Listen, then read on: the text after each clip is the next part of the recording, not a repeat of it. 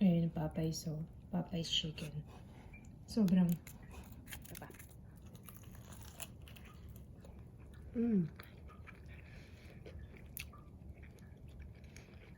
Pati buto nakain ko.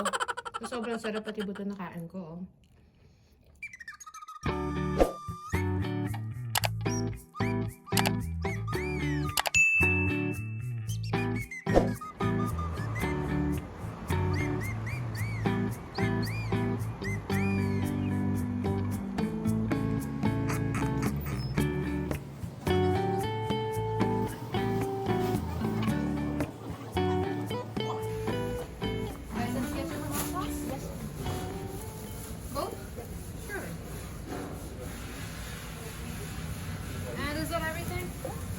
You got sugar for the drinks? Perfect. And do you need any tray for your drinks?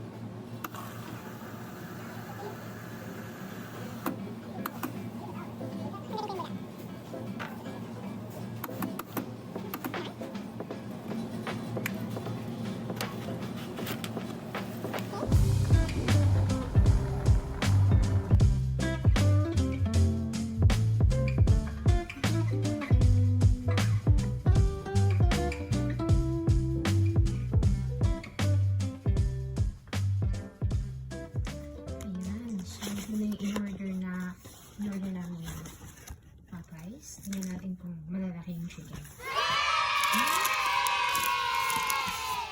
So, yan yung order natin. So, yan may fries. Tapos may chicken. Malalaki naman yung chicken niya.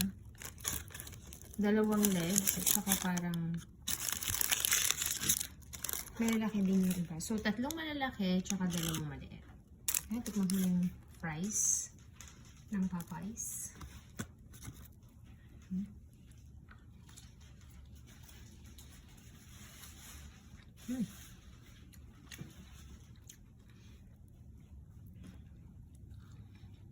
Masarap yung fries talaga yung popeyes. Diyan, try natin yung chicken. Ayun, popeyes. So, popeyes chicken. Sobrang laki. Malaki siya. Actually, tama lang yung size, pero malaki siya eh. Tapos, crunchy. Ayun, crunchy talaga. Tsaka mapapansin mo, hindi talaga siya dry eh. Super crunchy talaga.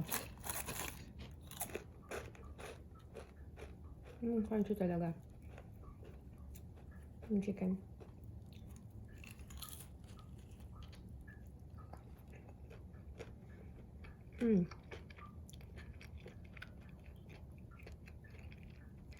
Yum. Kahit walang gravy, kahit na walang sauce. Meron kasi silang sauce na nilagay eh. Parang nakalagay dito yung hot sauce. So, Louisiana hot sauce. Yan. Pwede mo siyang ilagay dyan. Pero kahit ito lang, isa pa. Sarap talaga. Na-miss ko yung popeyes eh. Isa pa.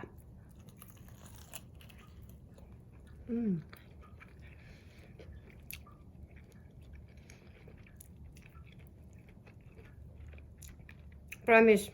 Ang sarap talaga ng chicken ng Popeyes. So, try ito. Tapos meron din silang kasamang biscuit. Hindi ko lang alam sa atin kung meron silang biscuit na sinasama. Pero merong biscuit dito. Parang mas gusto ko nga kung kanin siguro. Baka ikanin ko na ito mamaya. Pero, try ko na lang dito ng biscuit.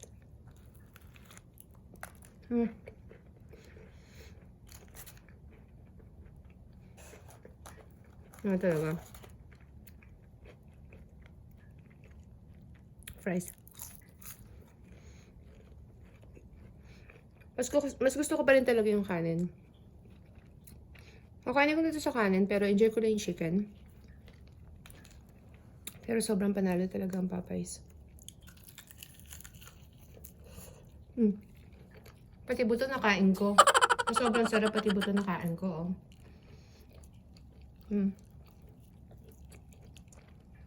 Yum. Masarap talaga. Well, try nyo.